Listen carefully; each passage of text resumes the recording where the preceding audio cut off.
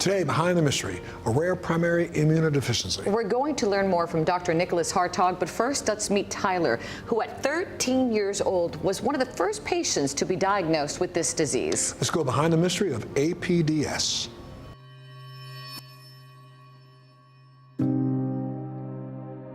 Growing up, I didn't really think I'd make it very far. Didn't plan for a lot of things in my future, like going to college, because I didn't think I'd have a future to plan for.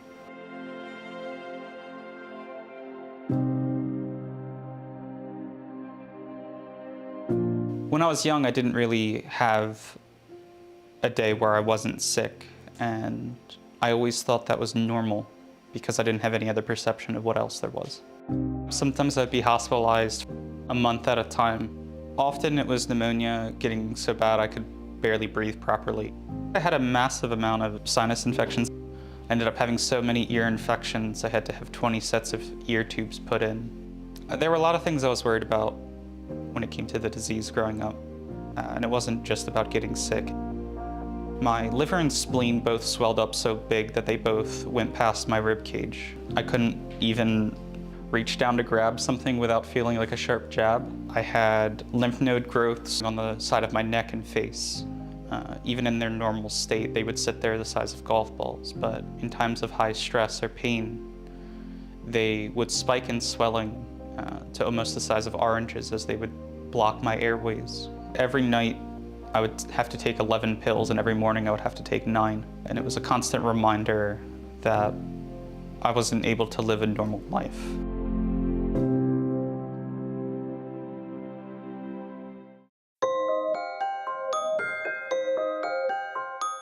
APDS is a genetic immunologic condition that can have a severe impact on patients' lives and does have the potential to be life-threatening in many patients.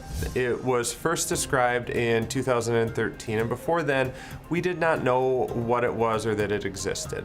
In the condition, there's a protein, and when that protein gets overactivated, it causes a lack of regulation in the immune system, causing an immune deficiency and also some immune dysregulation or autoimmune disease. Patients with APDS can present really at any age. Their symptoms can start very early on in life, under the age of 1. Most commonly, that's going to be sinus infections, ear infections, lung infections that are out of proportion to normal. Often patients with APDS do suffer and struggle with a diagnostic delay. With that diagnostic delay, we can have treatment that doesn't happen, we can have end organ damage that happen, and other manifestations that build up that may have been able to be treated or prevented had we had the most accurate diagnosis a little sooner. The issues over the years changed a lot. I ended up having joint pains. I ended up having issues breathing, both from my asthma and growths on my lungs. When I was 10, I realized I had spent a year total of my life in hospital rooms at that point. Having to go through test after test, surgery after surgery, different biopsies, different scopes, trying to understand these causes. The way doctors ended up trying to manage what was happening to me was mainly focused on the individual symptoms, and not knowing all the answers and how to treat the disease meant I was suffering through the treatment a lot of the time. So it felt like a lose-lose situation no matter what I did.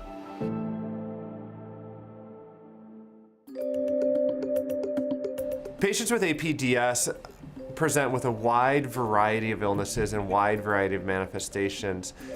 And even within a family with the same genetic makeup and same genetic defect, they can look a lot different and present in many different ways. We have an immune deficiency side of things where you have a susceptibility to certain infections, sinus infections, ear infections, certain viral infections called herpes virus infections, and pneumonias.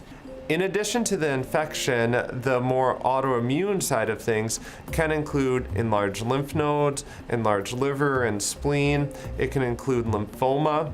some inflammatory GI conditions like inflammatory bowel disease, chronic diarrhea. Outside of infections and outside of autoimmunity, patients can also present with developmental delay, and that can be part of the whole entire picture. With APDS being discovered just 10 years ago, we have our list of manifestations and ways that patients have presented that we look for. But there are still new things being discovered and still new manifestations that we're noticing and that are being described in the literature each and every year.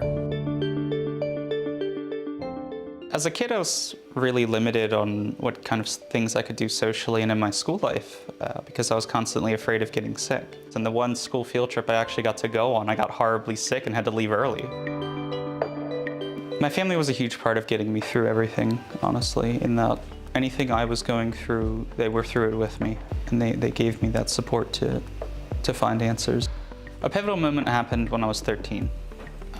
Our main doctor ended up referring us to NIH's Undiagnosed Disease Program, and that's when they started doing genetic testing to try to find answers. The genetic testing showed the genetic variant that caused APDS, and I was diagnosed with it. They then searched genetic records trying to find other cases. 10 other people were diagnosed, including my sister.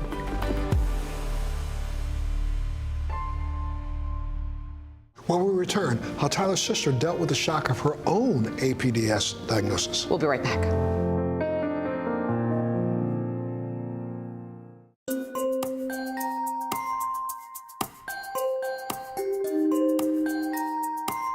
APDS can be diagnosed and suggested based on a person's own presentation, family history, laboratory testing, and then eventually by genetic testing.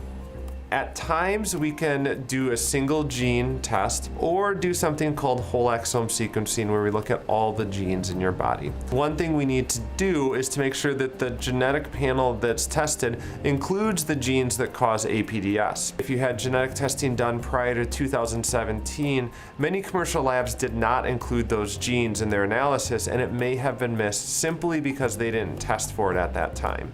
I thought I was the only one with APDS because it showed up on no tests. No doctor had any prior information regarding it.